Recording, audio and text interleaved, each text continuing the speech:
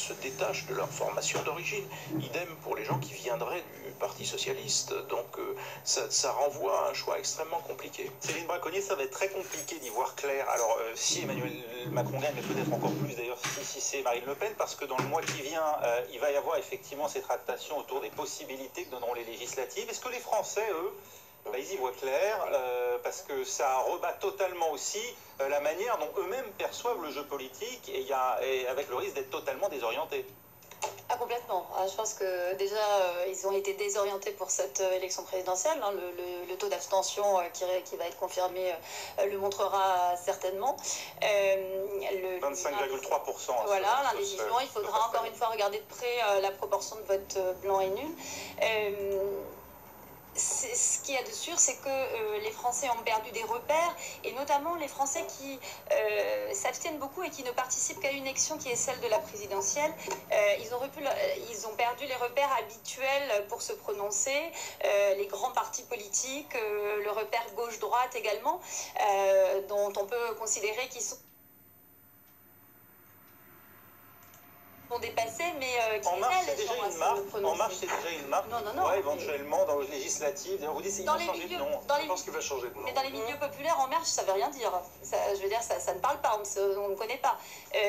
On voit qui est Emmanuel Macron, mais ce qu'il y a derrière, mais de la même façon que les étiquettes partisanes ne signifient pas grand-chose. Donc ça, on n'est pas dans un paysage politique qui est de nature à faciliter les choix électoraux et à faciliter la mobilisation des électeurs qui ne sont pas politisés et qui ne s'intéressent pas à la politique au quotidien. Donc pour les législatives, ça risque d'être très compliqué de mobiliser les Français.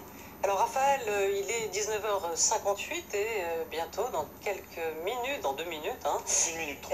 Oui, vous avez une pendule dans la tête, moi pas. Voilà, et bien nous aurons le visage du président de la République ou de la présidente de la République qui va s'afficher sur cet écran. Ce sera pour l'instant encore des estimations, mais on pourra parler à 20h de résultats. Sans grand risque de vous annoncer le nom du ou de la futur chef de l'État. Il convient encore de rester. Dans les sondages, on peut dire, voilà, mais les estimations ne se trompent jamais. Oui.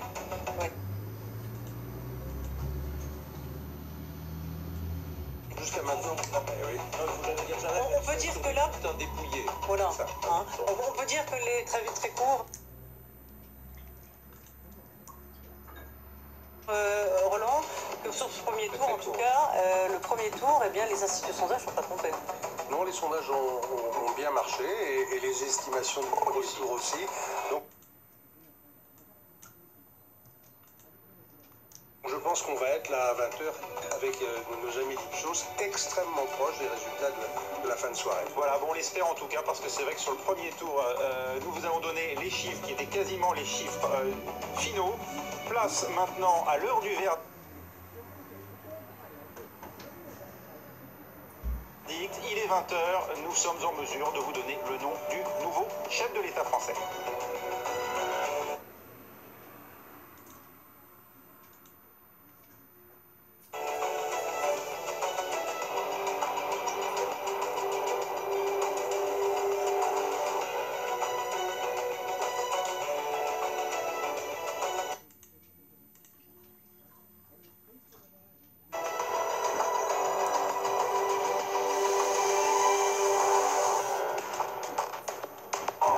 Emmanuel Macron est élu avec 65,1% des suffrages. Que les Français ont choisi à 65,9%. Voilà. On aurait aimé vivre un peu plus. Voilà, on aurait aimé vivre un peu plus cette image, si on peut la revoir, cette image. Donc.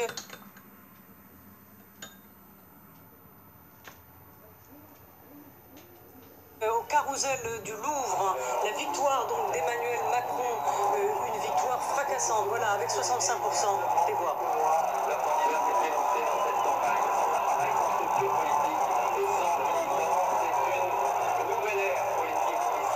Une nouvelle ère politique, hein, nous dit-on, au carrousel du Louvre. Et bien on va tout de suite aller voir un peu quelle est l'ambiance. On la voit sur les images, on va la sentir peut-être un peu mieux avec vous, Karina Chabour. Ils sont heureux, il n'y avait pas beaucoup de suspense, il faut le dire, hein. On faisait déjà la fête depuis un moment au Carrousel.